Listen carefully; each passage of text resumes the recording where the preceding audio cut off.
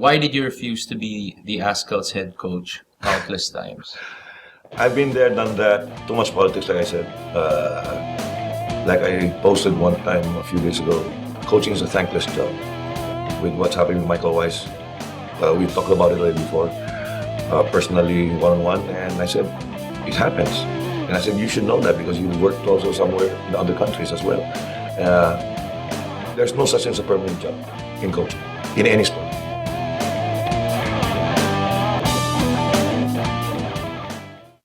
All right, folks, welcome to the second season of Hands On. Ooh, I like that you're really prepared for this. And receiving text messages. We're starting already? The second season, we're going to start it off in style, of course. We're going to have a huge guest on the program. You all already know that it's going to be the new head coach of the Philippine men's national team, Thomas Dooley, on the program. But we're going to be doing things a little differently in Season 2.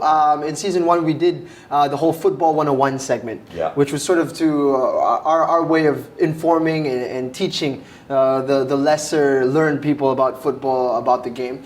This time around, we're going to get you guys filled in on everything that's going on as of the moment. So we're going to call it the rundown this time around. So Season 2, we're going to keep you up to date on everything that's going on, whether it be UAAP football, whether it be UFL or the national team. Coach Hans and myself, we're going to talk about it. We're going to give you guys a little bit of information about these different competitions. All right, so we're going to start things off, obviously, with the UAAP, already done and dusted, which is good news for a lot of UFL clubs. They get to pick up their college students and have them back on the roster in their UFL teams. But your team, unfortunately, did not make it to the finals, but you guys made it to the Final Four. Got eliminated by the eventual champions, FEU, so not too bad. How did you assess the final or the competition as a whole?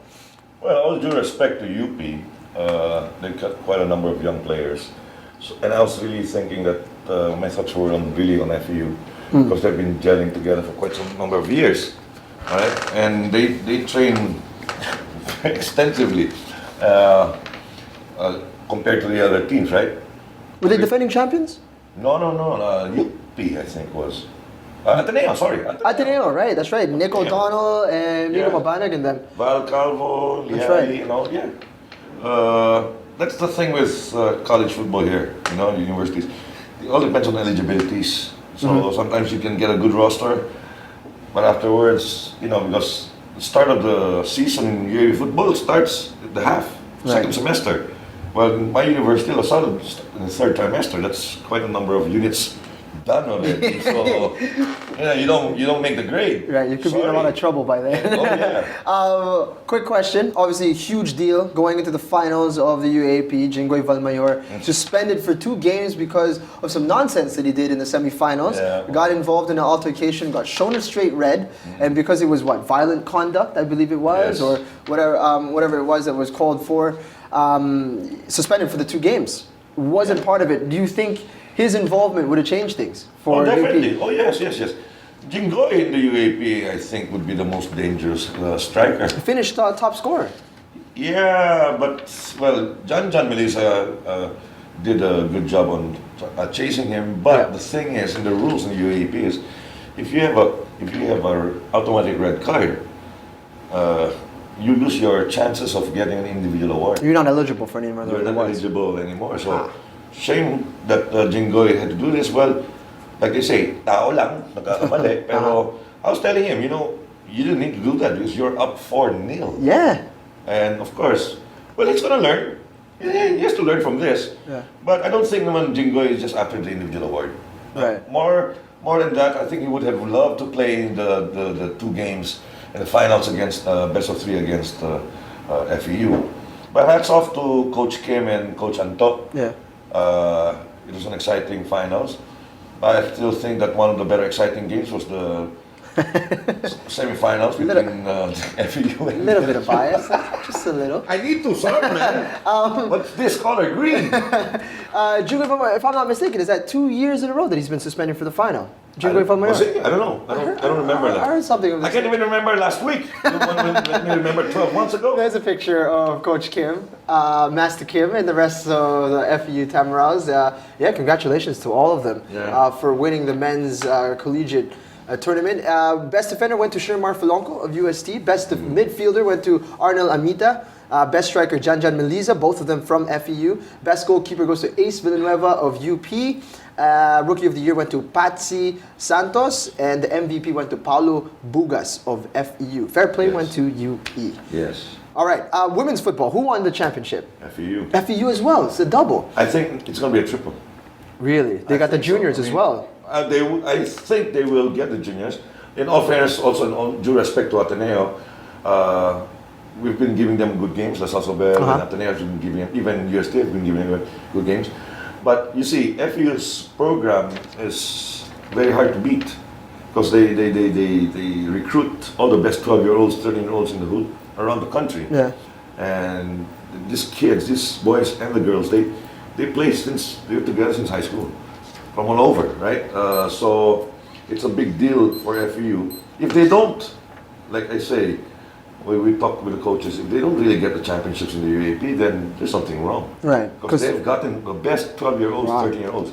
And a lot of the players from FEU, starting from the juniors up to the seniors, and including the women, a lot of these players can play a lot for our national youth teams. Wow. That's the type of quality that we're talking about. And we have Bugas, rightfully so, the MVP, Nano, Amita. These guys are playing already for the under-19s, I think, or under-21s.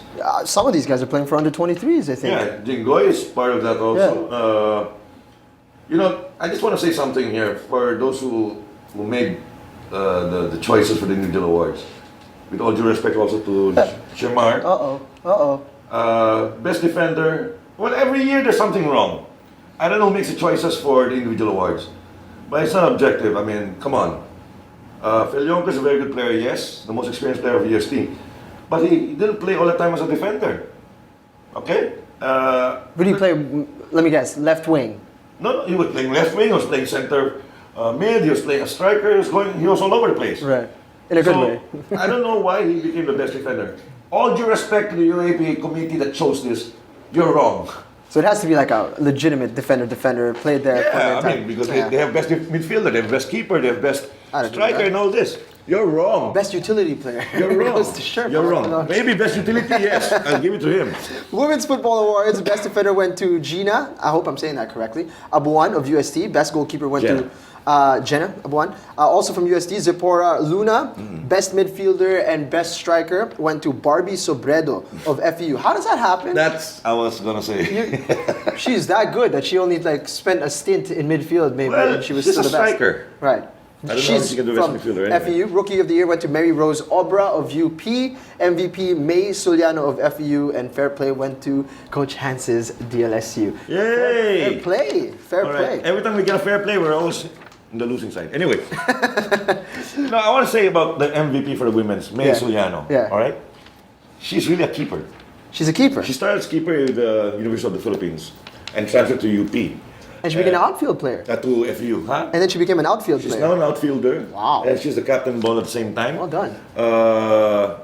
She played as a keeper last year and all the other previous years, and then this year she started playing as a midfielder. That's or really a rare. striker. So, being the most valuable player here says a lot about this girl. Yeah, that's really rare that happens. Yeah. Okay, let's move on to the UFL. We're done with collegiate football. By the way, also congratulations to the San Beda Red Booters for winning their 4th straight NCAA men's championship. I'm not aware of the women's tournament. I'm apologize. There's no women's No, there isn't. NCAA. No. Great. Okay, so I don't look so stupid. All right, so a good effort as well to Arellano. Second I have year. something to say about that. What's You that? look stupid. Anyway, go ahead. UFL, real quickly, let's give them the table. GN, can we do that? Just show them how the table is setting up in the UFL First Division as of this moment. Loyola were able to win just last night. Depends what time when you're getting this, but I'm talking about as of Feb 26. Yeah. Yeah? As of Feb 26, Loyola won their game last night against Philippine Army. They won that one 3-1, and Stallion won as well. They were up against Green Archers United. That was a 4-1 scoreline. And both players who have been recalled from, the darkness of the Philippine national setup, they really stepped up yesterday. Simon Greatwich, who's been recalled into the national team setup, scored a goal. Ruben Balot Doctor Jr. Has been missing in the national setup for quite some time.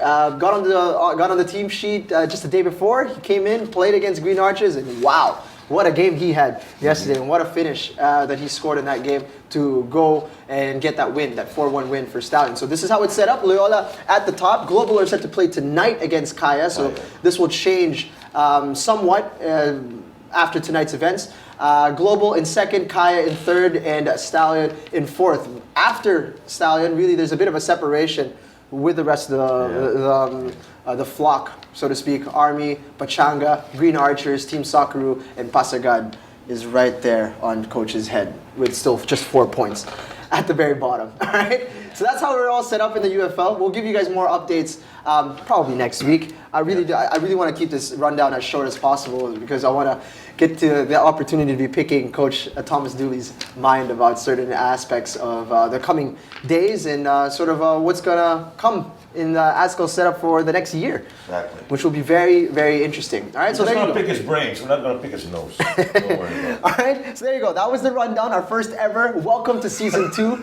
of Hands On. This is going to be a fun one, folks. All right, so strap in and stick around. We're going to go for a commercial break and we'll be right back with the man who has won the Bundesliga. He's won the German Cup. He's won the UEFA Cup. He's played for 2 decades, both in Germany and in the United States. He's got over 80 caps for the United States men's national team. He's part of the Hall of Fame there. And yes, he's here now coaching the Philippine national team. So it should be a fun chat. All right, so stick around. Coach Thomas Dooley coming up right after the break.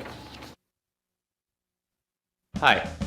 They say nothing in this world is free, and for the most part, that's true. But here at NMF Network, all shows are indeed 100% free. And as an added feature, you have the option to subscribe to all your favorite programs, also at no charge. Why should you subscribe?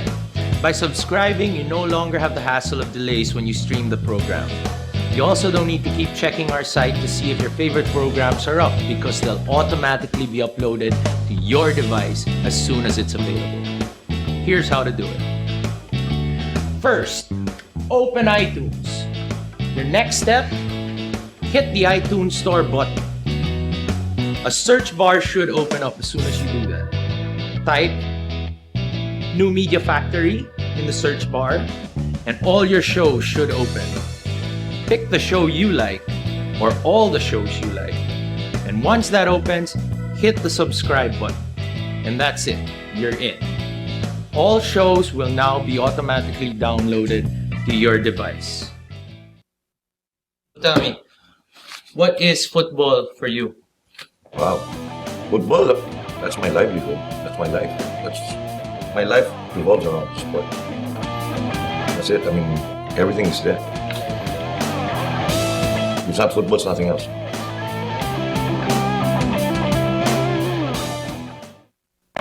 Many years. I don't think we need timeouts. And the kick-in used to be in American soccer, and I remembered it back in the dark ages when I played in college, and you just hoofed it up into the penalty area. There's a big crowd of players there. Here comes Dooley.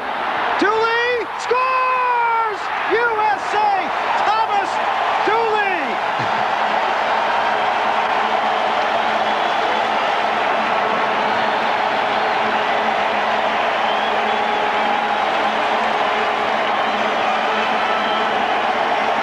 Jorge Campos' debut in the nation's capital. That's not his debut. He played here once before, but in his future American career is not as good as this man, Dooley. But look at this again. This is what they wanted. They wanted Dooley to come forward. But look at the good touch in there again by Claudio Reyna. And Dooley with a great, quick, early release from the right foot. Watch the early release here. It's going to be with the outside of the right foot. There, a little touch, and then the outside of the right foot. He just ran right through Vidrio that He time. ran right through Vidrio, and it looked like he was setting up his left foot. And that... Oh, the dive, and he's safe. What a finish there from Coach Thomas Dooley. Of course, he's been part of 2 World Cups as well, but that goal did not come in a World Cup. It was against Mexico. Let's welcome him on the show. Coach Thomas Dooley, welcome to Hands On. Thank you very Nice much. to have you here, sir. As if now we're here, we haven't been talking for about an hour. Glad to be here. It's a real honor to have you on the program, obviously to kick off our second season. And it's in a great moment as well. You guys are flying off tomorrow to Malaysia and to officially get you started in your first friendly as the head coach of the Philippines. How's everything been going, settling into the country? It's a little bit crazy. I mean, it's the first time that I'm here, and so it's a short time. We have only a couple of weeks to prepare for that game. So I watched a couple of games before I had the interview with Don Palami, and I saw the team. Individually they are very good players, technically good players, and I was thinking about this could be something fun and a good challenge to bring the team to the next level. I was very surprised at the idea of coming in and becoming a coach of the Philippines. Obviously, we're not really on the map in terms of world football. What interested you about the job in particular?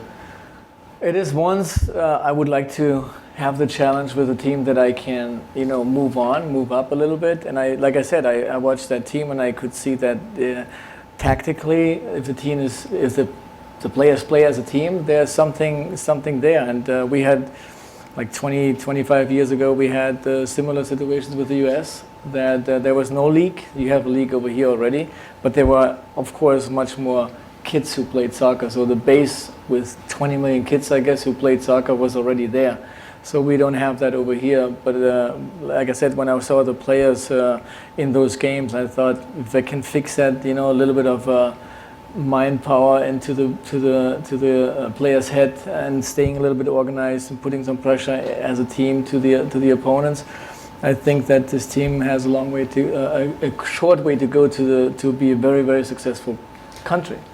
Well, how many total you got? You said 2 weeks, but the 2 weeks, just for the people to know, the 2 weeks it's not 14 days that he's had training with his pools. How many sessions have you had before you're going to leave tomorrow morning? I mean, the thing is, that was the crazy part in the beginning, because I don't really know every single player. And I had 3-4 training sessions with 32 players. So that's at least to get a little bit of an idea where they're at. I watched almost every game since I've been here. So at least I can see them in the competition. But the competition is not a real competition. Two things. One, if you're watching a game when they're winning 8-0, 9-0, could be 20-0. Yeah. It's a kind of easy game. You don't really know, are they good enough to play in a national team? So this is a test that we will see in the next couple of weeks. The other thing is you're playing on a field that is too narrow. So and that's when when you play in a big field, it's a big different. Where do I have to be? That's about the knowledge of the game. So do I have to stay maybe 5 more yards on the left? Do I have to step up maybe 2 more yards? In a small field, it's tight, so you'll be more often in the right position. But still could see that a couple of players are in the wrong position, and that's what we want to fix. And that's why you need daily training sessions with the team, that they get maybe the new system we want to play and all that stuff. But we have to deal with what the circumstances are, and we don't have enough time. The only thing that we can do is talk and show maybe videos on the screen. There's one thing, Thomas, that I really liked, and which I also stand by as a coach for the past 3 decades or what have you. What you're saying is you want a player who plays for the team and not for himself. There's a lot of that going on. I'm not just talking about the Philippines. You see everywhere. Because I remembered one Brazilian team that they didn't make the World Cup. I forgot who the coach was, but it was clear that even some of the other players were saying that's why Brazil didn't do well at that World Cup, because a lot of the young players were looking for new contracts in Europe. So they were playing for themselves. Trying to impress. Yeah, I think Ronaldo was in one of those teams. I don't know if it's his first World Cup, but I remember clearly that it was a Brazilian team. That's why they didn't do well. Just like teams who win the Fair Play Award, always not in the top 2 anyway. Just saying that's too nice. But I like what Thomas was saying about that. A player who plays for the team, who plays for the rest. Have you seen lately, you don't need to mention names, because maybe I can mention it for you. If you see anybody in the pool that you've had 32, 34 players, have you seen anyone there that you think has that attitude of playing for himself, trying to impress you instead of trying to play as a team player? No, not really. I haven't seen that somebody. Don't be too nice. No. You don't have to be nice. That's why I like your show, because you are straightforward. Exactly. And I told the players right from the beginning, I'm honest, and if I see something that's wrong, I will let them know. Yeah. Because it's not about a personal relationship. It's, personally, I like you a lot, but if you do something wrong, course. I need to teach you and I need to tell you what's wrong with you. So, and that's what I told the players in the beginning. But you're totally right. If you are not playing as a team, you can't win games. Exactly. So I had in my past a lot of experience, or not a lot of, the 3 teams that I played with. And I don't want to go over everything, but with 3 teams, we were very in the bottom. We got a new coach, and we went to the top. So one example, Kaiserslautern from the last place, we won the cup 4 months later, and a year later we won a championship. It's almost the same team. Yeah. So, and I had 2 times in the national team. We had '94, a great success with it because we had a team. We had college players from the US. They just played in college, no professional experience at all. And we had like 5, 6 players from Europe. They came and played in England, played in Germany, played in Holland, played in Spain. So we came in, and we know that we have only success if we work together. Yeah. So we were trying to form a team with the coach, Bora Milicic, excellent coach. Yeah. We brought that team together. An advantage for us was we trained twice a day for a whole year. So we could actually, as a club team, prepared for the World Cup. It was a great. But in the end, you could see in the game that we played for each other. 98 was a total disaster. And it was because until the last day was in Austria. We played in Austria, we won 3-0. Our best game in the preparation for the World Cup. Great teamwork, everybody was on time, everybody was doing everything for each other. Why? After that game, the coach announced the 24 players are going to the World Cup. After he announced the players to the World Cup, only selfish. There was only why I'm not in the picture, why I'm not in the video, why I'm not in the show, why not me? So when you could see on the field, everybody wants to go to Europe, want to play in a big contract because now they play in a World Cup, and that's why we didn't do very well. So it's something that was my experience that I said, first of all, if somebody really wants to play on his own, I said that in the beginning when I came, then you should do a sport where you're alone. And that's why I mentioned tennis is 1 against 1. If I'm making a mistake, I have to deal with it. And if I'm making a mistake on the field, I have 10 other players, they have to deal with it. So everybody makes mistakes. I make mistakes, you make mistakes, everybody makes mistakes. It depends how you react after you make a mistake. So if I make it, and trying to build a team has something to do with, if you're making a mistake, I will help you. I will try to win that ball back for us. Because I know when I'm losing the ball, you do the same for me. So if that is everybody's on the same page the whole game, that's we can start being a successful team. Exactly. That and it all boils down. Remember, Jing, I've been always mentioning it in the other past episodes. There's no player, there's no coach. I'm sorry. There's no player. Yeah. I'm saying you can't be a player without a coach. Right. You might have a natural talent, but if you're not nurtured or guided properly and taught all of these principles in life, not mainly just for football or any sport for that matter, but principles. Somebody who is a father figure, a big brother, an uncle, or what have you, who can teach you the ropes, not just the technical side of it, but everything else. Because like I say, when I started coaching at a young age, what's the first letter of the alphabet? I always ask my players, A. I say, A for what? Attitude. So that's the way it is. No, because I agree. 110, 210% with someone here. Because a lot of those, even in the UFL, you can see it. You can see it in the UFL. Like Phil and James were saying after they won the cup, that everybody's had their backs. Everybody's playing for each other. That's why they were successful in the cup. And they're still bringing it on up to now, the league. That's why they're still ahead. Well, I can't say that much for the other teams. I have a few teams that, including my club, where a lot of people are just playing for themselves. It's very hard.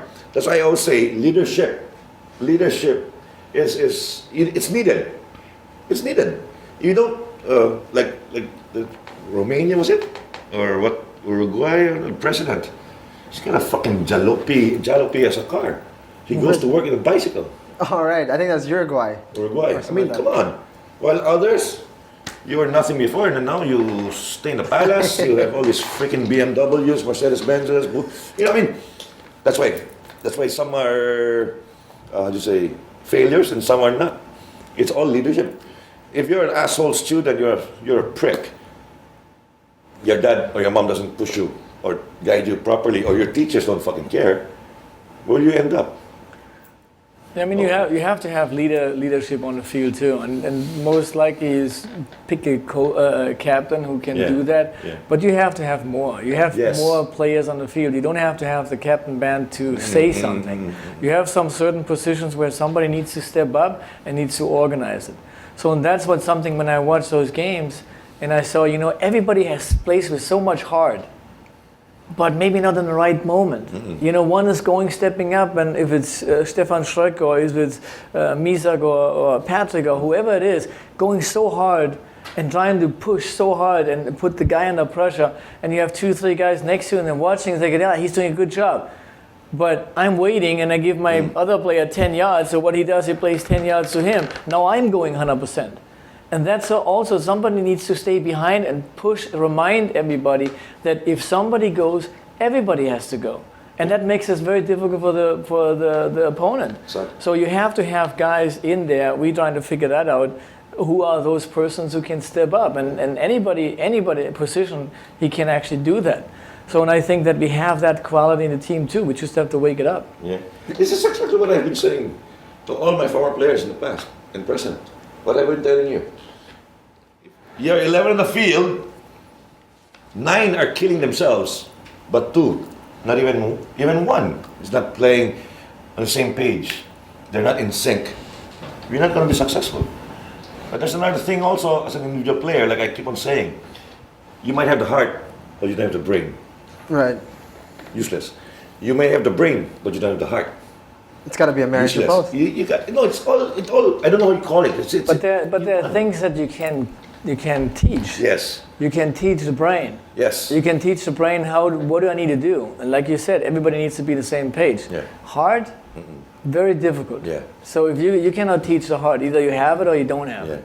And that's what I saw in that team, that everybody is so passionate. Everybody has a heart to want to win the game, want to do the best. And maybe some of them, because of the history, you don't have a professional league for 10 years, 15 years, you don't have the development with young players.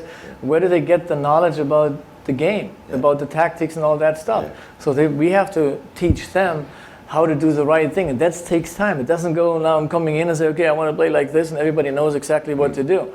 It takes time, and the more time I really have, or we have as a team, stay together and doing that stuff, that would be great. But now the international players coming in when? 2 days before a game? Yeah. How much can you train? Yeah, exactly.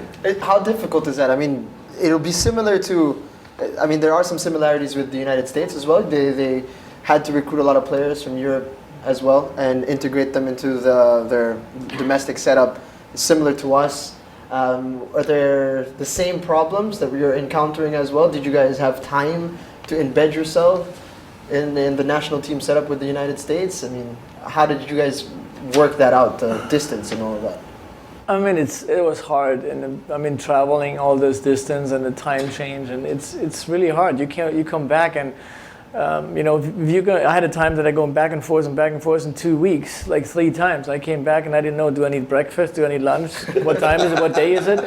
So when you're waking up at midnight and you go to bed at 11 o'clock and waking up at midnight and you don't know. Just bring a pack of noodles, You're man. totally right. You can eat at any time, so you don't have to even think about breakfast, lunch, dinner. I know, but the thing is, like, you're right. You have to think about it. That's what it is. Think. If you go in and say, I can't sleep, I'm not good enough because I traveled that much, then your brain tells you, okay, you can't. Yeah. Your brain tells you can't. So you have to really think about, it is difficult, and I know that it's not the perfect preparation, but when you get this out, when you play with your heart, you can make that happen for one time, 90 minutes. Yeah. So if you go playing a bigger tournament, then you'll be actually maybe for a week or 10 days before you're there. So because you have 3, 4, 5 games, so you actually can adjust a little bit better, and it makes it a little bit easier.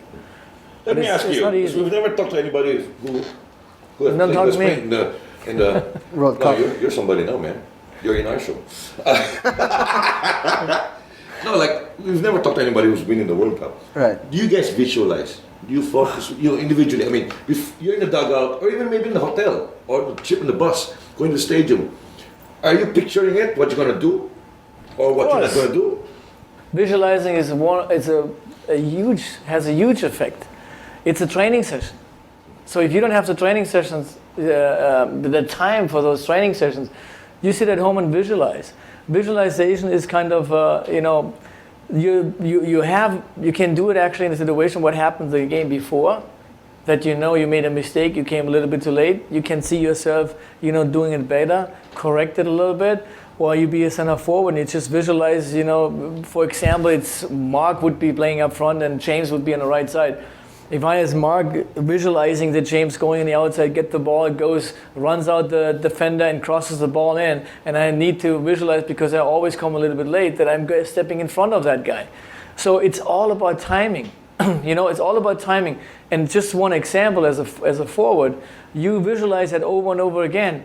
It happens in the game. Yeah. It happens 5-6 times in the game that the guy goes on the outside and crosses the ball in. If you see that, your brain acts quick. And you can make the right decision when you see that happening.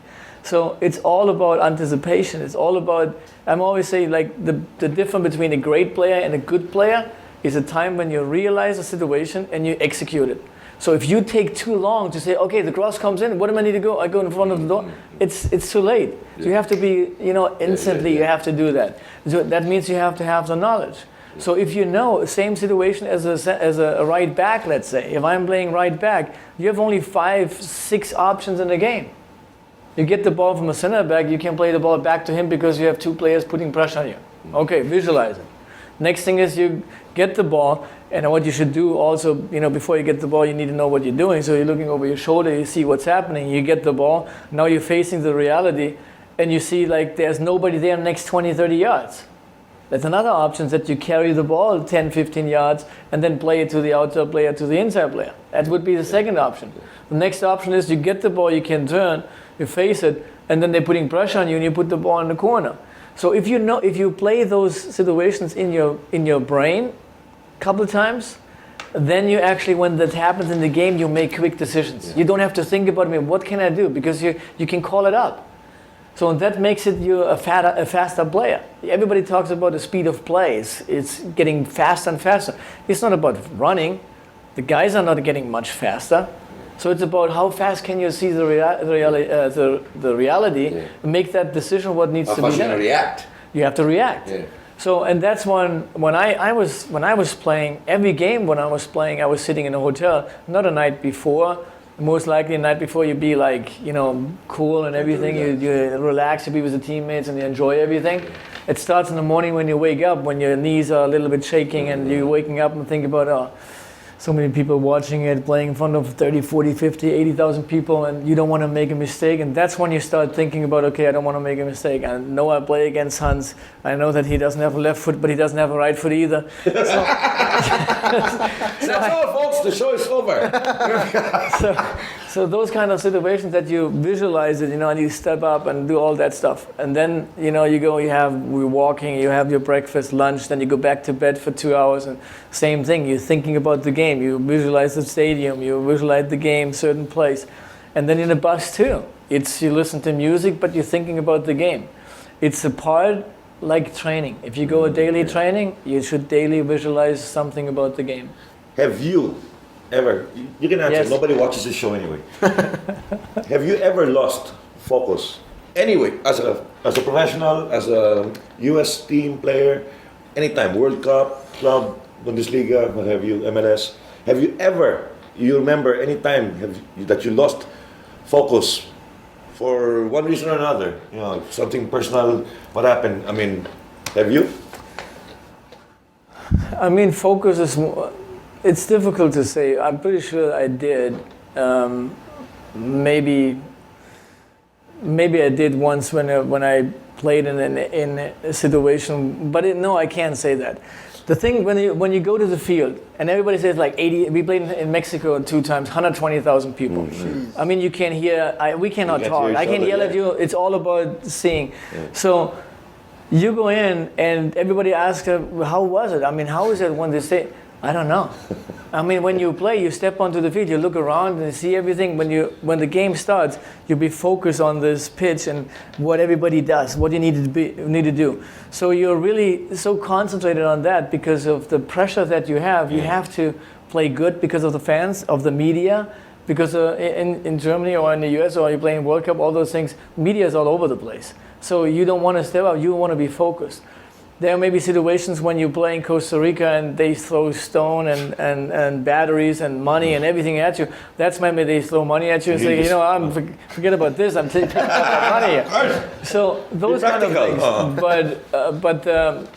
But let's say the difficult time, I wasn't focused, not that I lost focus, but the difficult time was for me when I moved over to the US and we had to play in Tampa or in Dallas. And I always looked about when is that? It's in August. Mm-hmm. There was 90% humidity and 110 degrees and all that stuff. That's when it made it very difficult for me because grew up in Germany and it's pretty cold. Yeah. I couldn't deal with that. So that was maybe when 10 minutes before the end, I told the ref, we are losing 1-0, but just call off the game. I can't run anymore. I don't want anymore. I want to go home. Yeah, because, like, let's say you're in your own bubble. You have to be in your own bubble, because if you're not, because once you come out, I'm sure Thomas, and if there's a player, I don't care who you are, you're the best player in the world and all that, you come out of the from the dugout, there are 80, 120,000 people watching. If your hair doesn't stand up, you're not fucking human. Right. You know, if you don't get shocked or surprised when you go and see this, you know, I think even Messi, Cristiano Ronaldo, every game, they're used to the crowd, but when you come out from the dugout, there's got to be an emotion. There's something else. It's the atmosphere has changed. You know, in a split second, you're in the dugout, everybody's smiling, someone's complaining, some are praying, some are chit-chatting with the opponent, with your friend, or what have you. But once you start walking the protocol, then you hear all these thousands of fans screaming and chanting and all this. I'm sure there's something else. Sure. You know, it excites you more. But, you know, the problem here in the Philippines, I would say years ago, decades ago, is, of course, besides having the lousy pitches that we had here, and they play in a good, real nice field, they don't know how to control the ball anymore because they're used to controlling the ball when it's bouncing. When it's supposed to roll, but it bounces, then the Filipino player can control it. If they get to the field, in a nice field outside, international, the ball's different, the pitch is so different, so manicured and all this. But when they get out, even here in national tournaments, youth national tournaments, I know this. I've seen the kids. We're not even talking about 5,000 people. We're just talking about a few, 5,000 watching. All the kids just go, oh my God. You know, they don't see it here in the Philippines, you know. So some of them lose concentration, especially if you're playing in the hometown of the opposing team, right? That happens to some of the UFL players when they come on. They see like, oh, there's 300 people today. Wow, 300 people! This is an achievement, right? Yeah, you have to start one day. Exactly. As I was about to say, it's going to start somewhere. But sometimes, you know, they have to learn. Like the kids that always go abroad and they play abroad, like the Gothic Cups and all this. I always tell them, when you get there, you take that experience. Don't just go there. I don't freaking care if your parents paid for your trip. Yeah. But when you go there, use that. The parents would be glad that you learned something out of the trip, not shopping. But the football experience, playing with other teams from Latin America, from Europe, from whatever. And then I always tell the kids, you look how they play. Even when we have no games, I always try to tell the kids, let's go out and let's watch some games, the under-19s, because that's the closest to the senior level that you can see. And even these are just clubs. And some are just like our club, wherein, you know, like the MFS, the kids pay. But the caliber, the level of football is so way different from what we have here in the Philippines. So you gotta learn that and you gotta absorb. So when you come back here, you know, you don't just say, I went to Europe. You bring some of that knowledge. You show it in the game, the knowledge, what you saw. Which is interesting to me because you participated in 2 World Cups, right? How big of a difference were you before the World Cup and after? Let's say 1994. Very good question. Good questions today.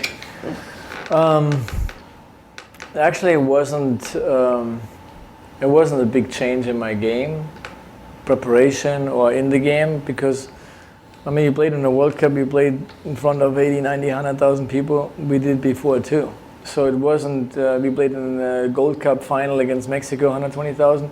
So it's the same when you play in the World Cup. You played in Champions League games. So it's let's say the media attention is a little bit more. So that's, you have to get more, interviews, you have to go more to TV shows, you have to have more photographers and TVs and training sessions and all that stuff. The whole enchilada around it, it's a different level. But it doesn't really change you in the game. So it's, because again, you're so focused. And when I retired, when I stopped playing, I was actually a couple of years later that I was thinking, we could have done, or I could have done actually more. I could have watched maybe more games on TV. But we were so focused on our next game and what do we need to do and visualizing the last game again, all that stuff, that you're not really watching the other teams play and learn from what do they do. Yeah. So this is something what I want to pass on to the players too. It's very important that you're looking at the player that plays in that kind of a level and look what he does. If I'm a right back, look for somebody who plays nationally in Spain or in Argentina, Brazil, Germany. Look how he does, how he plays. You can learn a lot from just watching. So we don't have that here yet, and we still have a possibility, compared to the Europeans, like I'm always in Germany because I grew up there, that they have 10,000 hours more on theory lessons than we have it over here. Because they have more shows like this, where coaches coming in, managers coming in, players coming in, referees coming in, and sitting together and talking about the game, Global against Kaya. What happened in the game over here? You're watching in half, before the game, say, okay, today Global has to do this, this, and this, have to play over the wings, and yada, yada, yada. So and then halftime you figured out, okay, it didn't work out. And then, why didn't it work out? What do you think what they should do now in the second half to turn the game around? So you get so much quality information from guys who play that game for 10, 15, 20 years, that you can actually learn so much from that, what you can use in your own game. Exactly. So those are things that we are still not there, and the US wasn't there. But the more that we get the players to do that stuff, and the more we develop younger players, and everything falls into place, more shows like this, more games on TV, maybe one nice field, that they're playing a regular field. So all these things fall into place. That's why I think we have a great future. We need to, another point that I can make maybe is basketball. Basketball is huge over here. It's great. Great for the kids too. Yes. Until you're 14 years old, coordination with your feet, playing, the coordination with your arms and everything else. But when you're 14, make a decision to play football. Because when you play football, you have a chance to have later on maybe a job as a football player, and you can make some money. So when basketball, not everybody in the Philippines is 6'2", 3, 4, 5. But in football, it doesn't matter the size. It's the quality. The more time you spend with the ball, the more skillful you will get. And the more skills you have, the more teams would like to have you on his team, more clubs. So and that's why I think it's, the potential is here. It has to be switched. In the US, when I came 92, and I was saying this is a kind of a generation problem in the US, because they have football, basketball, baseball, and hockey and those things. And all the parents, they don't know anything about football. So but we had 20 million kids who play, because of this generation, when those generation getting maybe 30, 40 years old and have kids too, and then they go to the soccer game or the football game because the kids play football. Then the older generation, basketball and hockey and all those football, American football fans, not there anymore. They're dying, and then the real football generation grows up. Then you maybe have a chance. Here is the same thing. If we can get the kids to realize, I have actually more potential to play the football game instead of the basketball game. So I decided to do this. I think there's huge potential here. Exactly. Let me ask you, almost the same question like Jing's. You played in 2 World Cups.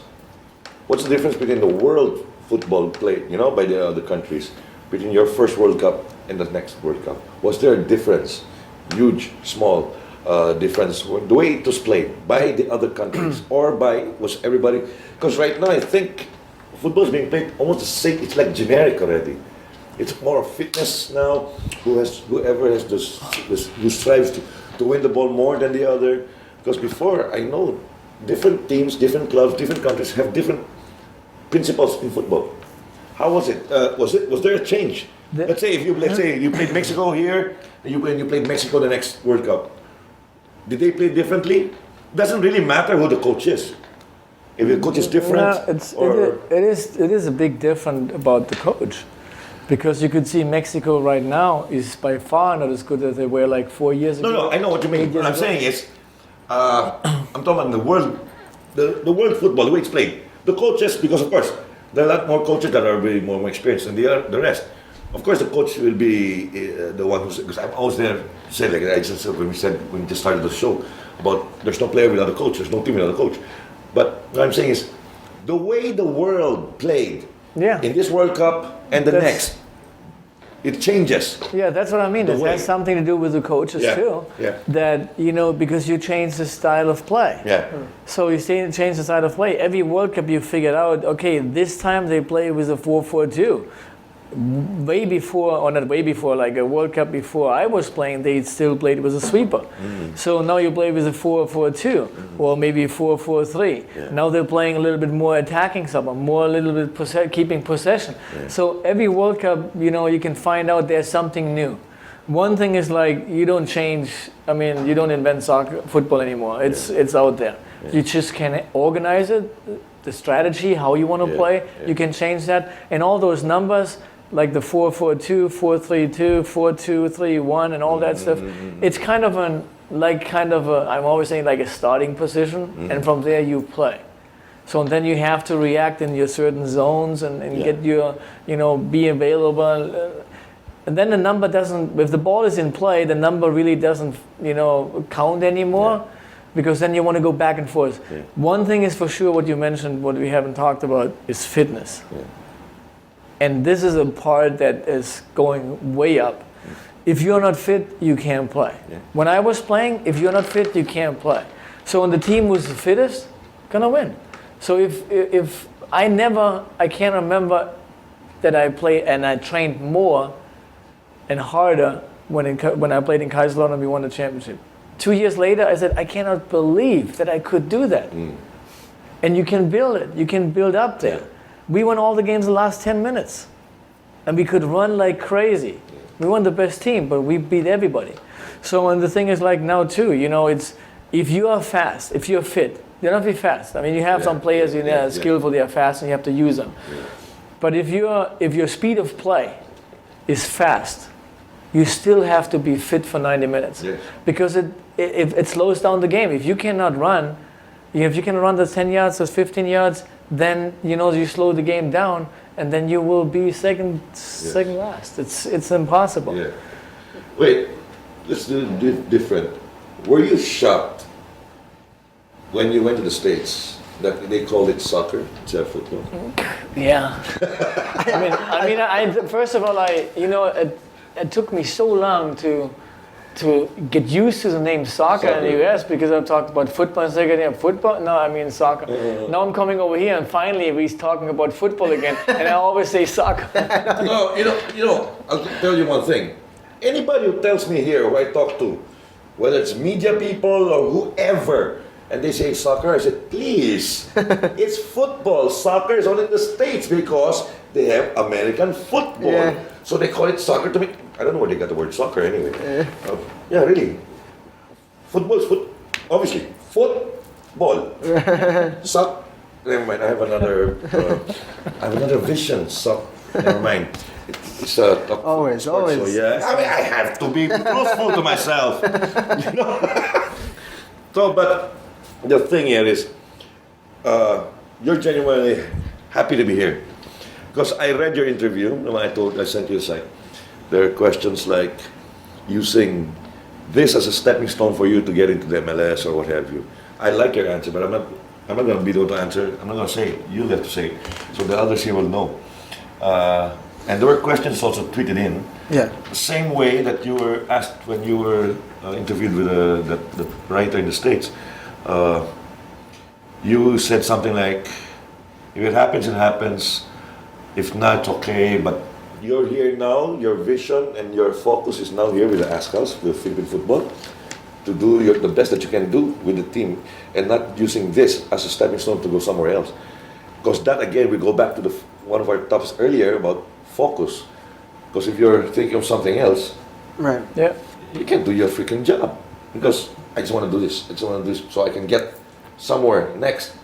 Like this show, we don't care where it goes. This show, as long as we're talking about football. But that's just everything in life. If you're focusing for the next thing, what's happening in a year or two, you will never get there. So, yeah, it's You just need like to go step by step. Yeah. Look what the next is. Yes. What is the next you want to do? And if you want to do this and you achieve that, then look what's next again. So you have to have like a kind of a pass, which that would be nice, that would be great. But if you be focused on the long term, it doesn't work. You don't even reach the short term goal. Yes. It's just like when you walk, your right goes first, then the left. What they're doing is if you're thinking about something else, it's just like you're using your right, and the next step is the right again. You're skipping, Right. which is impossible. Yeah. Because even if you're on crutches, you don't hop along with the crutches. It goes right and then left. Same shit. So everything, that's why I'm saying, that we have to do. That's why I'm happy to have Thomas here. I'm not saying that I wasn't happy with the previous guests, but Thomas has another view of how he sees things, which is clearly explained. Right. For the more less experienced coaches, there, players, wannabe players, and wannabe coaches. I mean, first things first. I don't think you need to learn what drills you gotta give as a coach, because how the fuck do you expect your players to understand the drill when you don't explain? You just say robotic moves. This is what I was saying before, right? There's some coaches who fancy drills, Right. markers here, cones here, and do this, do that. The players just do it, but they don't. Especially if we're doing for school kids. But they don't understand Even the up to college. context. Yeah, they know what it is. Right. What are you doing it for? I mean, if we're talking about the Azkals, by all means, they should understand that. Okay, why is coach giving this drill? What is it for? Because I said, I want to teach all the other younger coaches, and you're my coaches now. People, I said, you have to explain. You see a mistake, you stop it. You stop it right away, then you correct them. Because we don't stop. You just go and then sit down and just let it do. Okay, 2 minutes, this one, then we go to the next drill, another 2 minutes. But the players don't know what you're doing. I mean, that's crazy. Then you get pissed off when you hit the game. When you get in the game, you get so pissed off with your team. Right. Because Yeah. we did this and did it in training. But the coach, the players said, what did we do it for? We don't know. Right. Yeah. That's why you do it when you play and you say, I want to be a coach.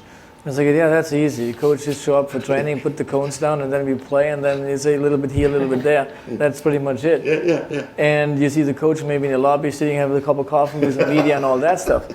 But in general, I mean, it's a lot of work because, like you said, you have to be organized. If you're not organized when you go to the training session, you don't know what's happening, then you're stuck, and you just do a training session. From the outside, people maybe don't see that, or maybe even people see outside, oh, that's very organized. But then you have days where you say, no, it wasn't really organized at all. And you have like designed training for 16, 18 players because that's what you have, and then suddenly 28 shows up. Everything you did was actually, it can't work anymore, so you have to come up with something else. But it's important that when you see something, that you stop and right away and you address it. Because of players, it's like, it comes back to visualization. You have to see it. And this is in training when you actually show him that what he does and stop it right there. And you explain it to him, he gets it. If you wait another 2-3 minutes until you have a break and then, do you remember? Okay, everybody in the same situation again. If you don't do that, then you just explain it to him, but you never know if he understands. So sometimes you can talk and the player's like, yeah, okay. And then he goes, well, what did he say? I don't know. No, that's what they usually. No. I think all the coaches have experienced that, where you ask the team, did you understand? Everyone says, yes. Of course. And then do it again. 15 seconds, you start screaming and blow your whistle. What the, Now, there's another thing here with the coaching training. There's no way in football, or even for any other sport for that matter, especially team sports, is that you have 2 head coaches. One is designated head coach. You're the assistant coach.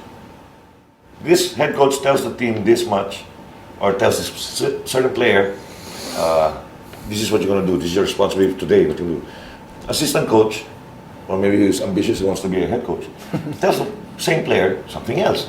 Yeah, So the player is confused now. Right. Yeah. And when the game is there, both coaches are screaming at a poor guy or poor girl,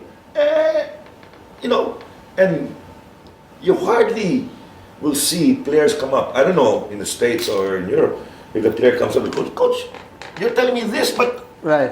I'm confused. Yeah. You have that. As players, when I was a player, I had that situation too. When one coach says this, the other one coach says that. But that's why you have to have one head coach. He makes the final decision. Yes. So, and if you have two head coaches and everybody wants to have more to say than the other one, Yes. it just doesn't work out. So you have to have one head coach and you have to have one or two assistant coaches Yes. that you also can talk to, Yes. that you speak the same language in football, that everybody has the same idea. We want to play that kind of a system. Usually that's why as coaches you sit together and talk a lot about how we want to play. And then you have some assistant coach who picks your brain a little bit, because 4 eyes or even 6 eyes see more than 2. Yes. So you're concentrating on one part of the game, and then it's not really what you expect, and you want to be focused on that player. But then there's another play, was very important about the player that the other coaches see, and then you discuss and say, you know what, did you see this or did you do that? It's kind of a situation that you need to talk about the whole thing. And then in the end, say, I don't want an assistant coach who tells me yes, yes, yes. Yeah, exactly. You need to have somebody who tells you, Thomas, I wouldn't do that. Correct. And I go, why not? Hans, why not? And you explain to me, and then I can say, you know what, maybe you're right. I haven't thought about that. And or maybe I say, yeah, I mean, I can see that, but I think this way is better, and I'm making the final decision. Yes. So when you, as an assistant coach, you're not giving different information to the players than the head coach does, because in the end, the head coach is the first one who gets fired if it doesn't work out. The assistant coach maybe stays. Right. You've had 3 or 4 training sessions already. It's not much with the national team, but how's the experience been? I mean, what have you picked up so far from the players, and have they been receiving sort of your guidance well so far? Yeah, I mean, what I was trying to do is trying to organize it in a way that the players play their position. So if you play right back and we play a possession game, you're not running through the middle, going to the left, and then you try and losing the ball right there, you're putting pressure on there. What happens with your position? Where do you leave? That's a big hole. So more in that, what I was trying to do, that they understand that my position is this is the area where I have to be. I can maybe go forward in another zone, but if we losing the ball, if we don't what I want to do is, as soon as we lose the ball, I want to win the ball back in the next 3-4 seconds, right away. Right away, I want to win it back. That has to be burned into your brain. Yeah. If you are not that, you don't have that in your attitude, that you're not that kind of a person. So you have to actually get it into your brain that you're going to do it. So when it takes 150 times to memorize it in your brain, muscle memory, it takes 150, 200 times the same thing to really react fast in the same way you need to do it. So those kind of things that I'm trying to accomplish in those few training sessions that I have. But then you have a situation that in MLS, in the UFL, that you play Tuesday games, some play Thursday games, and some Saturday games. Now they're training with us, and they have next day game, or they just came from a game. When they have a game, the next day they should cool down. Yeah. So it's kind of, you have to be careful. You don't want to overtrain the players, and you don't want to make the players getting too much of training, and then they're getting injured because they have another game the next day. So it's a fine line that we are walking, and it's not perfect. Just hope that we go through this period until we can really prepare for the Challenge Cup, and then after that we see. You've coached already before. Folks, this is not his first coaching job, huh? He's coached already before. Have you seen it as a player, or has it happened to you wherein you ended up scolding your coaches? Scolding? What does that mean? Is that a word? Getting pissed off. Yeah. Sorry. Getting angry at your coach. He's German, guys. No, I'm never getting pissed off. And first of all, I'm not getting pissed off at players. If I'm telling you that I expect you to do this, And if you can't do it, and I try I'm talking about your coaches, huh? with the Assistant, not those players. with the coach, I mean, you're not really pissed off at the coach as a coach or another coach. You're more likely negotiating and talking about them. This is what we need to do. And it's not like the assistant coach would not listen to you or they would do their own stuff. So it's not really wasn't my experience. I mean, I didn't coach for 20 years. Yeah, you as a head coach. But when you're a player, have you seen it in any, whether it's in your team, your club, or have you seen it happening to other teams? No, I had one thing when it was in Kaiserslautern when that year when we won a championship. There was always a year before. I think it was a year before, at the end of the season, with the the very successful coach came in. The assistant coach was talking to me and to two other players because one of the players, our teammate, didn't start. And he was one of the best players at that time, one of the best players. And he said, I told the coach, if you don't start him right now, for the next game, don't ask me anything anymore. I don't want to be involved anymore because he is absolutely the best player we have. You don't put him in, then I'm telling you that for 3-4 weeks. If you don't do it, then what do you want from me? Who's this? The assistant coach? The assistant coach. Okay. And then he played next week, and he was a key player that we stayed in the league, and then we won the next year championship. Okay. So those are conversations, but I never had really the head coach was like, how do you say it? Scolding. Dictator. Angry Angry. and the dictator to the coaches. So I haven't experienced that. Yeah, good for you. So we're gonna expect a really cool, calm, collected Thomas Dooley on the sidelines then, during games. Hopefully. Now, obviously, the Challenge Cup is the main goal, right? If we win the Challenge Cup, we qualify to the Asian Cup, and that opens up a whole new ball game for Philippine football altogether. There's going to be a lot more to aspire to, and we're going to be reaching a different level. It's a big target, and it's in May already. It's a big ask from you. How does it feel to accept such a huge challenge and to take such responsibility? I mean, it's my whole soccer life was like taking Football, Thomas. Yeah, I'm sorry. Where'd you come from, man? I know. Football was always I was trying to take responsibilities. I wasn't the creative player, but I was a hard worker, and I was reading the game very well and organizing. So I was talking a lot. So for me, in this case, it was like always trying to step up and do something that we do my part to win the game. Challenging. I mean, even as a player, you have so many pressure, and you have such a big task sometimes going to World Cup. You don't want to play horrible and all that stuff. So, but the pressure can sometimes be positive. I'm not thinking about right now, what happened if we lose? So because then I'm starting, I have two and a half months to think about negative about that thing. Yeah. And then when we win, it's like, all that thing before, so why? Yeah. So I'm thinking about, I'm trying to put that into the brain of the players too. Just think about how great it will be if you win it. How much you can do for the country. Yeah. How much you can do, how can you make the people happy over here? Yeah. So they're happy anyhow. Yeah. But you can make them even more happy when you win that thing. Exactly. So, and this is something that, let's deal with what's happening later. If everybody has one big goal, a big goal that we have, everybody has to have that in reality. Big goal, we want to win the championship. You want it? You want it? You want it? Is it on your task? Okay, then you have to do everything you can to make it happen. Whatever it is, sleeping, eating, drinking, preparation, know the players, know the opponent, help my teammates. If you do all that stuff, it works. So, and if you have, obviously you have to do that, and you have to believe it. If you don't believe in the first place, forget about it. Yeah. And then visualize it, dream that you're already there. Those are the 5 steps that you have to do to be successful. So if you think about all that positive part, and I need to do everything I can, and I need to look at the people and talk to the people and how happy they will be, and what do we gain? My goal is for that team to play a different level. It's easy to say, it's difficult. Now we play against Malaysia, and we play like a pickup team. And Malaysia, from So- what I read, they're coming in full force already. Yeah, I mean, it will be a tough game. Every single game is tough. Yeah. Every single game is tough. But we have to believe in ourselves. We have good players. Yes. And if we do the things, if we, like I said before, it was like I love the game of football. I love it. I love to play it and love to watch it. I love it. But I want to play it. Yeah. Play it means like I need to know what I'm going to do with the ball. I need to be good to receive a ball.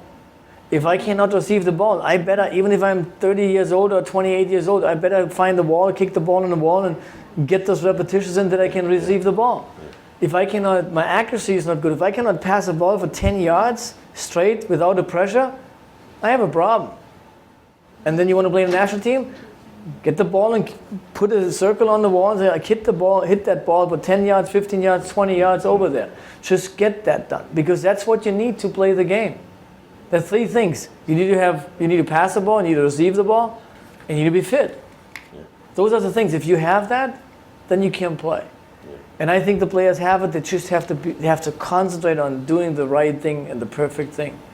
So if that's the case, and everybody is thinking about how good we are and how we play together and how we work together, you don't have time to think about, can we fail?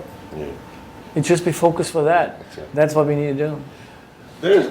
I know there's a lot of questions. I've seen it in Facebook, on Twitter. Yeah. Myself, but also I just want to know why did you sign only a 1-year contract? Ryan Phoenix Was said it- that. But I would sign a 20-year contract if it's possible, but that's normal what you do.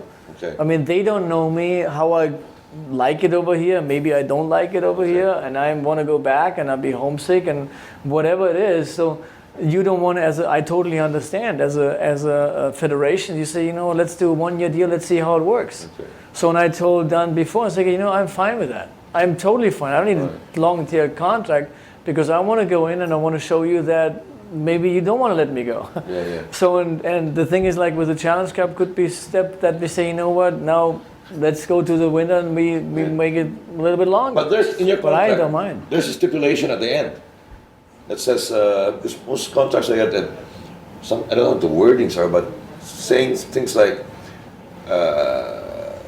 there will be an option to renew for another 12 months, so something like this. You know Yeah. my contract? In your contract? Do you saw my contract? No, I know this contract like that. Hey, I'm 55 years old, man. I've been there. You're but still a young there is. kid. There is, huh? No. Man, this must be. So you're a gunner after 12 months. Who said, hey, I said I want to stay here. Well, maybe stay here and I don't coach anymore. But you know what? Maybe I have another show. Why not? Your rival our Why show. not, man? Dan, another show daw. Sponsor. Wala pa rin. Competition. I got a question Yeah, about that's right, man. Let's see who can do. Let's see. I got a question about Malaysia. Now, we've moved up, the FIFA rankings very quickly in the last 2 years. And even if it's a friendly, that gets counted, right? When it comes to FIFA rankings. How does this play in your mind at all? Like getting a result as opposed to maybe trying out a new system and seeing how that works out for you? Or is there a lot of pressure to win? There's not a lot of pressure to win. Myself, I want to win every game. Sure. I want to win every game. And do I want to win in Malaysia? Of course I want to win. Yeah. If it's difficult, of course it's difficult. It's not easy. Nothing's easy. It's nothing easy. If you think that you're going to anybody, if you go and playing against Laos, you think it's easy to win against them, there's no way. If you have this attitude to go into a game, you lost already. So the thing is, for me, is like I want to go. Of course, I want to try to play the way that I think that would be perfect for us to play. It's maybe a little bit different for some of the players. But if somebody's a football player, then it's everywhere the same thing. You just need to concentrate on your task, what you have. I'll give you the point that you need to stay wide when we get the ball. Try to get behind the defense and don't stay like 2 yards inside and they're unhappy because you've been offside. So, and then you ask for the ball. Help your teammates. Go 10 yards, 5 yards to the left or 5 yards to the right that he has an option to play to you. I'm not asking for a lot. So if you're losing the ball, just go to the next one and try to win it back. So if you're going looking forward, you be in a defensive part, one part like we have with 4 in the back, and we have one center forward from the other team. What do the other guys do? So I shouldn't be here. If you guys marking that one, I'm going to the next one. So those are things that you have to talk about, and then the players have to think about it. You play football, you play in a national team. It's not about maybe one hour and a half a day. No, it's 8 hours a day, 10 hours a day, maybe more than that. Sitting together with your team is not just talking about what do we do next week when we get back home, and talking about how can we beat that team. When I'm doing this, I'm maybe checking in and then I'm going wide and put the ball in the space, talking about the game. Because it's, again, if you want to win the cup, you have to do everything possible to do the right thing. You need to talk to the people that everybody's on the same page. So we need to start now playing against Malaysia, that kind of a style. So, and if, in the end, if we go over there and we do a great job, we are still not there. So it's a kind of a preparation for the big thing. It's a friendly game. Yeah, it's FIFA ranking. I don't care about the FIFA ranking right now. I want to win the Challenge Cup. Right. So if we lose the 4 games and we win the Challenge Cup, that's great. I don't want to win the 4 games and losing the Challenge Cup. So it's a preparation, but also I want to win and I want to have a great performance from our players. We haven't had a chance to show everybody, in case you missed it, the squad listing that that has been released on the PFF website. So we have 23 players that are set to play against Malaysia, and that shuffles up a little bit to make way for sort of our European players. Stefan Schrock, who's playing over there. We got Mueller, who's coming in. We've got Neil Etheridge, who's coming in. And they've made way for that in the friendly for Azerbaijan, which is going to happen on March 5th. But on March 1, against Malaysia, a lot of these players, 19 out of 22 of these players, actually represent the UFL. They play in the United Football League domestically here. Were there performances through the games that you watched? Is that how you judge their inclusion into the training pool? Yeah, I mean, how do you find the players? You have to watch the players. Yeah. So the international players are not released for those games, so we have to find players here in the country. And where do they play? They play in the first division. There's maybe 1 or 2 that play in the second division. At least they play, and that's what I was trying to look, and that's why Ruben, for example, was also one that I saw in the first game, and I was like, this kid looks like a great player. Yeah, so, I think I was there. And then I saw him later on 2 more times or 1 more time against Global, and I was thinking, I want this kid with the national team because he has something that some other players don't have, and depends who you play against, he will be a great asset. So that's how you pick the players, and again, it comes back to how do you find them? You look at tactically, are they really off? Do they do a lot of mistakes that it's difficult to tweak right now? And the other thing is can they play? Do they have an attitude to play? Do they want the ball? Do they have a good touch? They don't have to do everything perfect, but they have to do something right that I think, maybe we can work with them. And I'm not talking about some of them, a lot of them, they won't be for the A national team to go to Challenge Cup. But it's something maybe down the line, or maybe down the road, maybe in 6 months, maybe in a year. Some of them, they're 18, 19 years old, maybe in 2, 3 years. So, and I want to include them now just to get them the experience and being a part of it, and then see how they do in the next couple of months. I've noticed, I don't know if this was done purposely, but for Malaysia, we've got about 18, 19, those who are playing the UFL out of the 24. And then for Azerbaijan, there's 13. We have half-half. Yeah. It's like a half-half thing. I counted 12. 12? Yeah, 12 local, yeah, plus the others. What's your take on Thomas, about these players coming from who are playing their trade abroad, but have been identified already here since early last year, but still hasn't appeared, not even one cap for the Azkals. It's like a question here from Pino Kalub. It's a question that I didn't understand. What's your take on this? Are you still after them? Have you heard about them? Were you told about these guys? Palya and Ramsey All right. and all the rest. Shall we jump into the Twitter Yeah, questions? let's go. Let's go to it. All right, We're well here, then, let's get to the Twitter questions. The 12th man, as we'd like to call them, from this Sorry, I season don't follow onwards. script, so it's my script. I'll handle this. I'll handle this part. All right, let's I'm get to, older, so I can do what I want. yeah, you can do whatever you want, and plus your name's on the show, right? It's hands on. So there you go, 12th man. Let's get to the first one then. When we jump into this, Pino Kalub. Kalub, yeah. This was sent in on Feb 10, actually, a couple of weeks Early, back. yeah. So yes, what is your approach to those uncommitted, like Pala and Ramsey? And have you met any promising Philams in the United States? No, I think this question is wrong. Uncommitted. You don't know if they committed themselves or not. We don't know Right, how far right. the PFF has communicated with this guy. So uncommitted. No, I don't think. Let's just make it simpler, like the way like how I asked. What's your take on these guys? Have you heard about them? Has the staff told you about this? Has the PFF mentioned to you about these players like this that have been contacted or have been identified but still hasn't have a cap, not single cap yet for the Azkals? We talked about a couple of players. We talked about that we have a list right now about I don't know how many players exactly that playing abroad. And we just have to find out a little bit more of them. Some of them, they just, they don't even play in a team. And they played maybe last year. They haven't played in a team for a year. It's impossible if you don't play with a team. How do you want to play for play for a country? It's impossible. So, and we try to identify those players. But again, I mean, my schedule over here with the time to watching all those games every 2 days and training with the guys and need to prepare and everything and I prepare for the next tournaments and stuff. It's almost impossible, but definitely we will have this list checked out and find out, do some research. You know how can those players help us? We did the same thing in the U.S. when they found me over there in Germany and some other team players over there. The level raised because of the experience that we as player had. Here too, you see the international players with Stefan Schröck. Even he has some problems to play in Frankfurt, but he trains twice a day. He plays once in a while. Martin in Switzerland. When you play in those countries, it's the knowledge of soccer is more, better, it's bigger.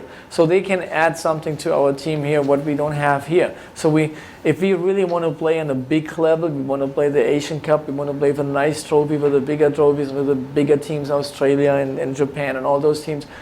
We still have to rely on those kind of players we can get from overseas until we are there. So we can build a great B team from just the players over here, but also we need to rely on those international players, and that's why we continuously looking for great players overseas who have an interest and have the possibility to play for the Philippines. But then again, what you said earlier, you need to research more because they could have not been playing for a year. Yeah. Even if they have a name player where they come from or where they played for, but they don't, or they're fit, are they coming from an injury or what have you? That's why it's going to be quite difficult. It is difficult, and it's also it's about how good are they. If somebody just left the club and he couldn't find another club because the window's closed and all that stuff, but he played in Inter Milan, then would we take him? Yeah. Of course he would take him. So it's all I'm looking for players who can help the team to get to the next level. So if this player is good enough to do that, yes. If he's a number 15, 16, 17 and doesn't have a club, maybe not. All right.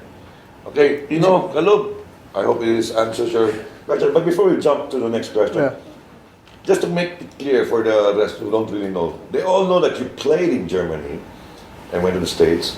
Not everybody knows that your dad is American, your mom's German, is that, or what? My dad was American and my mom Was. is German, yes. Was American. Yes. You were born in Germany. Yes. All right.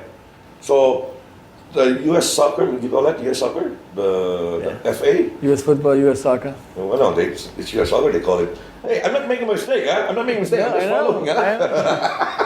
Huh? So they look for you. They went all around the world. Or No, that's a big story. It was like I was born in Germany. My dad was American. He left when I was 1 year old, and then we never found out where he is. And we later on we found out that he died. So I never met him.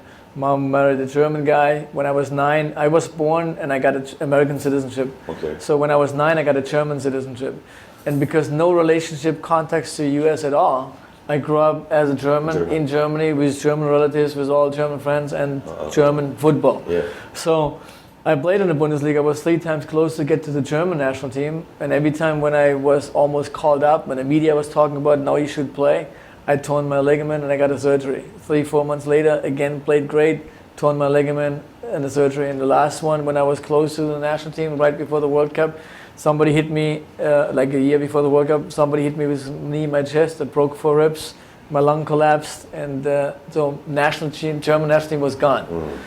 So then we met. Other plans for you, man. Huh? Got other plans I for know. I was lying in the hospital, and my ex-wife, she was saying, "Why are you so negative?" And I said, "Because you're always a positive person." So you know what? I could play for Germany. I could play in the national team. That's the highest you can actually achieve. Yes. They maybe you shouldn't play for Germany.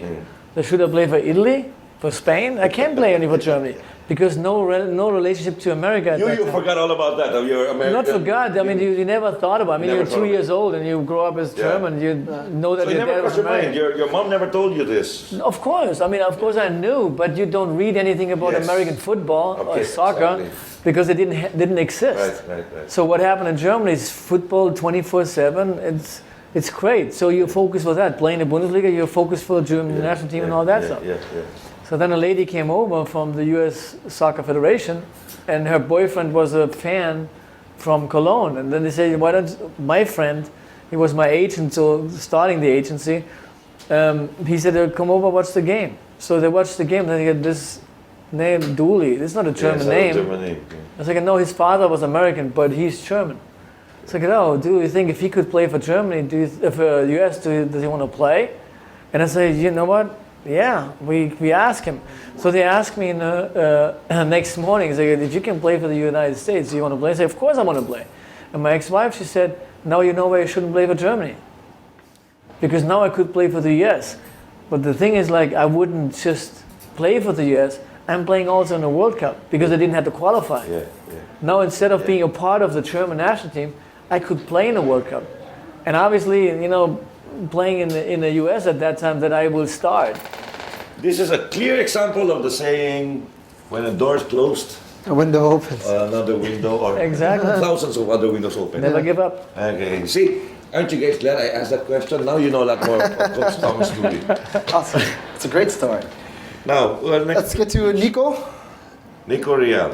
I have one question. Why is it when I look in the mirror, why is it like you are way up here, he's way right there, and I'd be way Because I'm 6'1" and Jing is 5'4". Okay. My feet are not touching the ground if you're looking at this. But I guess I did more comfortable. Yeah, we're Now we make the guests there so they don't have to be a little, they don't have to be. Well, the question is, do we have enough prep time for the Challenge Cup? That's a relative question, isn't it? I mean, it's enough time. we're going to make it enough time, It's right? enough time. Just like if you guys had listened earlier, I think Coach Thomas has explained it, in a lot of different ways about our prep time for the Challenge I guess Cup. ideally, of course not. It is, ideally. I wish I had the team every week, 4 times a week, 5 times a week, and we can talk to everything, and it would be better. Yeah. But we don't have it, so you can whine and you can say, it doesn't work out, or maybe you can try to make it happen. That's what we do. Let's just put this question here together. It's something was the same. Pee Ruiz and of J. Honey. Johnny, skid Johnny. marks. Anyway. Johnny, skid marks again. What's up? Yeah, because it's almost the same questions. Like, Yeah. Thomas, how do you find the level of play in the UFL based on the games you've seen so far? And then the next one is, what similarities have you observed in the state of US and Philippine football? I mean, I think we can put that into one. Yeah, all right. One is like, Level. yeah, the level is obviously when you watch the first 4 teams playing against each other, it's a great game. Yeah, but then. But if you watch the last 4 play against each other, it's a good game too. It's just the level, the difference between the first 4 and the last 4, it's just too big. Yeah. So they don't get enough competition to develop faster. You develop because you play games, but you can do a better job, you can develop faster if you would have a competition like with 18 teams or maybe with 12 teams, they are almost equal. But there's the thing that I don't know if you know it. that I agree with you. The top four, bottom four. It's also what money can buy. Anyway, moving Yeah, next. sure. It's everywhere. Look at Yes. Bayern Munich, look at Barcelona. It's Yes, same. yeah, exactly. Do good marketing, good management, and good all that stuff. Making money in, can invest money, or have a big sponsor. It's No, money. it's very With clear, money, you remember, can do a lot. Years back, Not everything, but a Barca lot. and Real Madrid. Real Madrid was with the Bosch, and for me, he's one of the best coaches in the world. He's good for Spain and all that. Then The Bosque? What's his name? the Bosch, the Bosch, whatever, they moved him out. They took him out of Real, but they just became champions. Then the next thing you know, there's different lineup again, but they're still strong because it's what money can buy. Same with Guardiola, Pep Guardiola.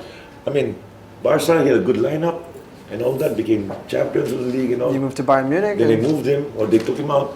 It's a funny circle, what you say in sports, professional sports. It depends on what management really wants. Yeah, it goes both ways. You can have money, and invest money in the team, and the team doesn't do very Yeah. well. Yeah. And you have no money, and you have a good coach, a good management, and they manage to get the good players, Yeah. talented players, put them together, working as a team, Yeah.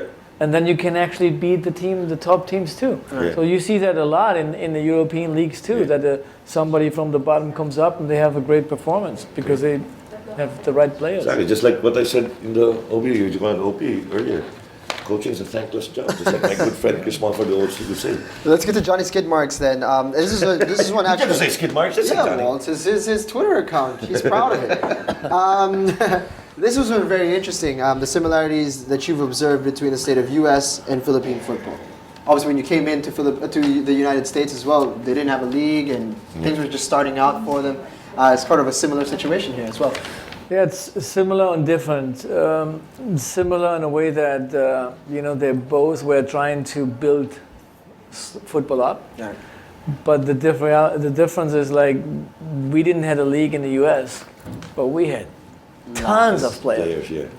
So and then here you have a league, but you don't have the players on the bottom that you can, feed the league that they're getting better and better.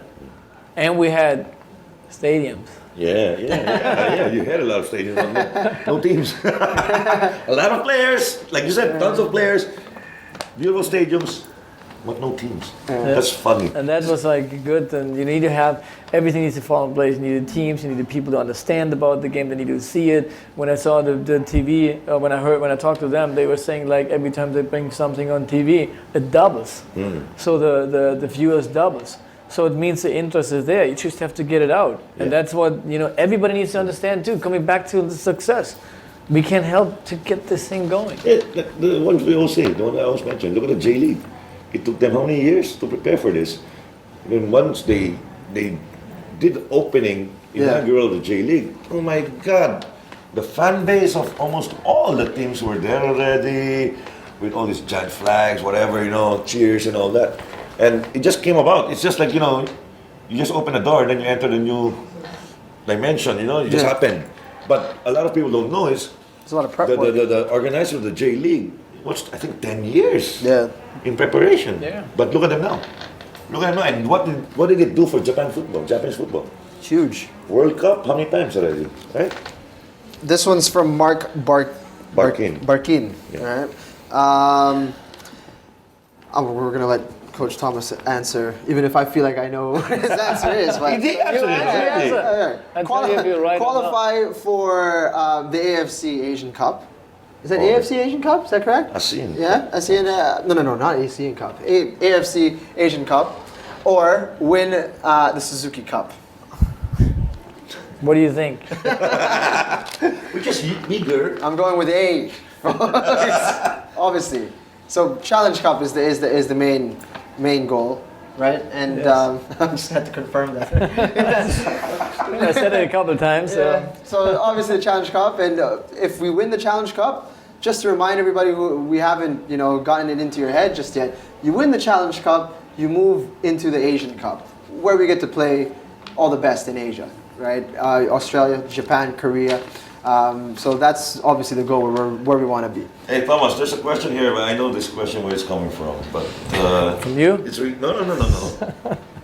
I don't tweet. Questions? I just blurted out. Anyway, this is from Combatero. How was your flight, and how was the booking? I know where this is coming from. I'm not gonna touch that. How was your flight? What was the other one? How was the booking? How was the booking? Booking, I mean, the would you flights have, and all this. do you have any problems at all? I had no problems at all. I mean, the flights was perfect. I mean, perfect. I got that in my plane. I got the Philippine food. I loved that. It was great. When I came over here, it was nice. First, I had a layover. I didn't know it says like I had a direct flight to Philippines, and I know Philippines, the country with 8,000 islands, beautiful. So I was sitting there, and the 7,107. the stewardess, she was saying. Festival just finished. She was saying something about, put your seatbelt on and all that stuff, put your seat in upright position and stuff like that. And I was like, oh wow, that was a short flight. It was felt like 4 or 5 hours. Oh no, you were sitting in the first And I looked class, man. outside. I looked outside and I saw all those islands. I mean, really, there was like hundreds of big islands. The difference was ice on it. And I said, they can't be the Philippines. And I looked outside. I mean, they're talking about 8,000 islands. And I think that looks like islands and a lot. So I talked to the guy next to me. He's like, hey, are we in the Philippines already? And he's like, no, we are in, where was it? Like in Alaska. And I was like, oh, that's You were thinking Alaska. No wonder you were thinking you were there already. So then when I came over here and I thought maybe it takes me a couple of days and it would be easy, to adjust and everything, but it's 16-hour time change. So I would at 11 o'clock I went to bed, and at 12 I went to bed, and I had a great sleep. I mean, I really sometimes you have this feeling that you wake up saying, oh my gosh, really refreshed. great. Yeah. So I woke up and I looked at the clock and it was 1 o'clock. So it was the whole night I was awake, sitting in my bed. I was waiting. It's like, what am I doing now? So it took me a couple of days to adjust. There's one more thing I'm going to tell you. You're only going to be accepted here in the Philippines as one of us. Yabang ko, no? I'm also a foreigner. He's Indonesian. Anyway, Salamat. sama-sama.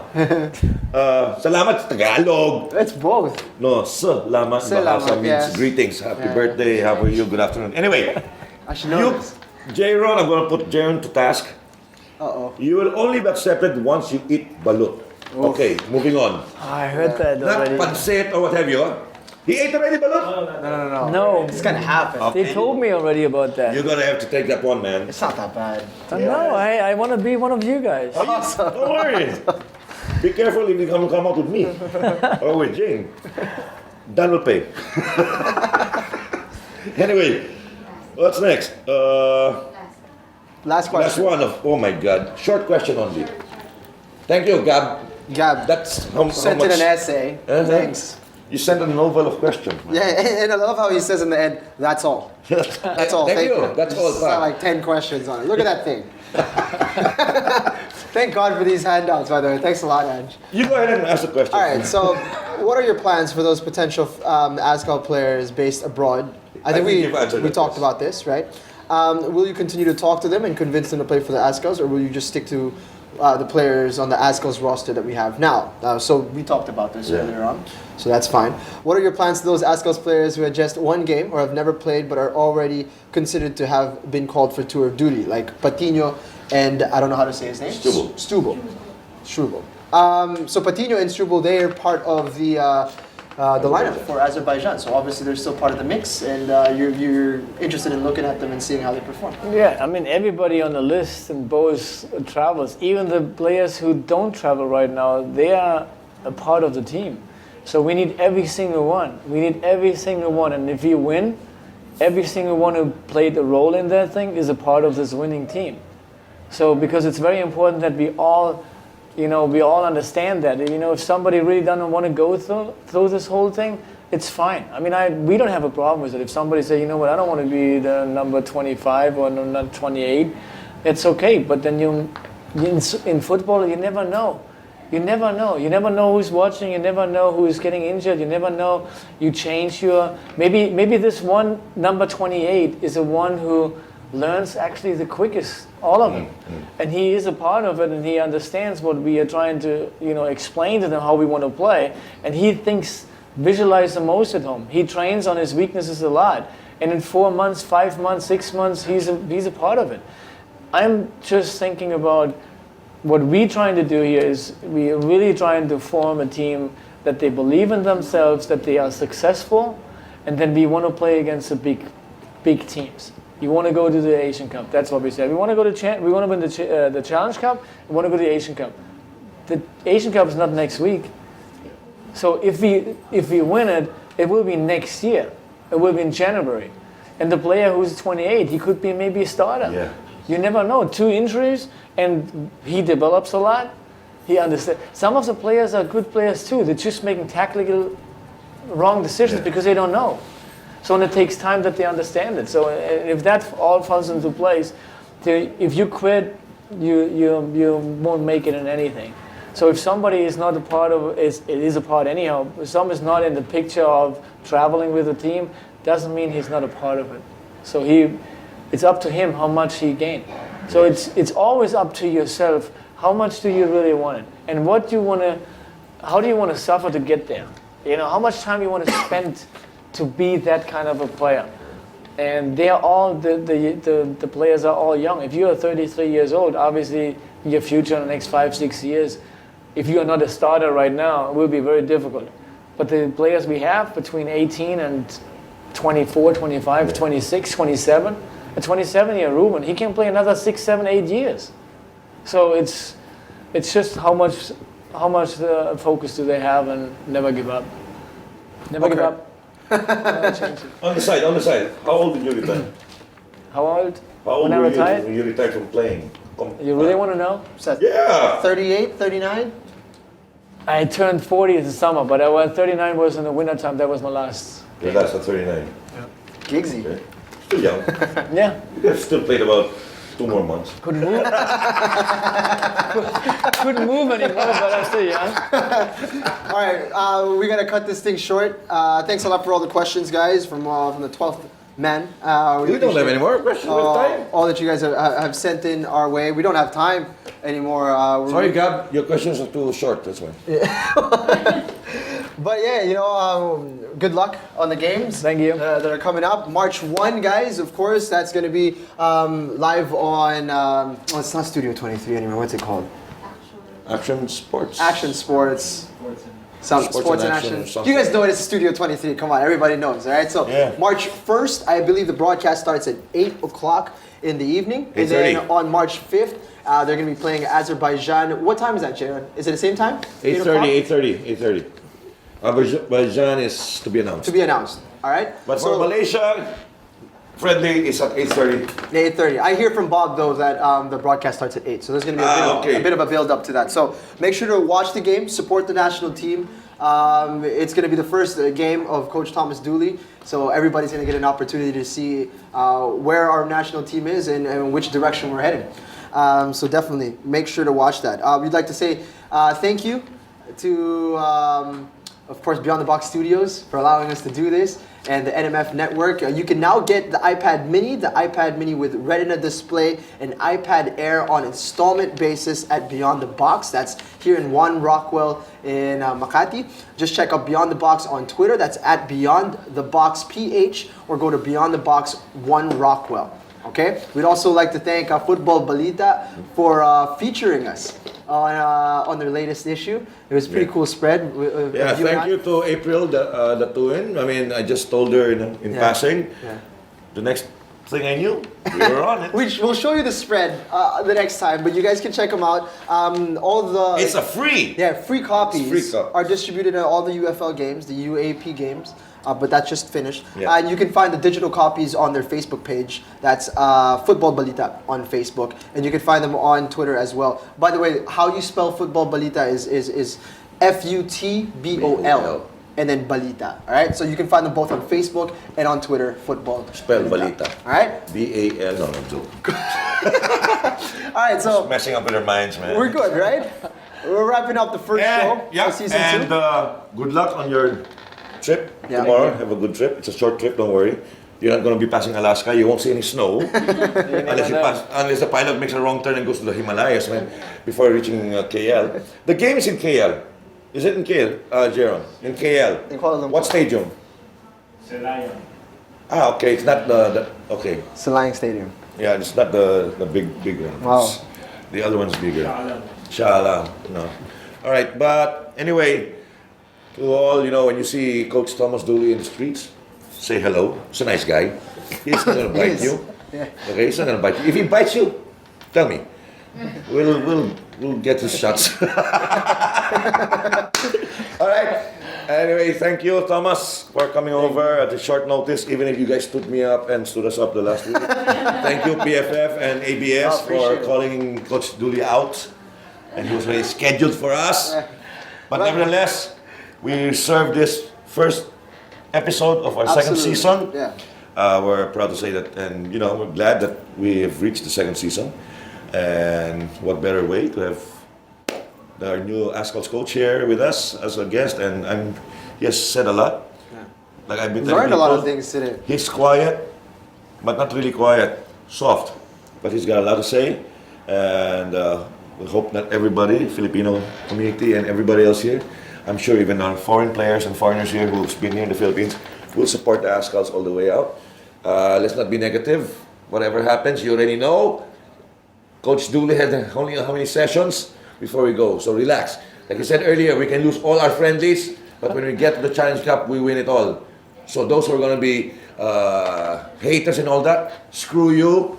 You can go to hell. If you don't know anything about football, just support, okay? And keep on watching Hands On. And our next guest, you will know when we know. No, actually, we know. Actually, we already know. Anyway, we're switching things up in season 2. We're becoming more prepared. So we'll let you guys know. we'll have another Thomas next time. We'll have another Thomas. That's the clue. You guys can follow us on Twitter. Another one? Yeah. Hands On NMF. Follow us on Twitter. The real German. And we'll be releasing stuff there. All right, guys. Thanks for watching. We'll catch you next time. The views and opinions expressed on any program are those of the persons appearing on the program and do not necessarily reflect the views and opinions of the New Media Factory. Some programs on this network might include strong images and language and may not be suitable for all audiences. Viewer discretion is advised.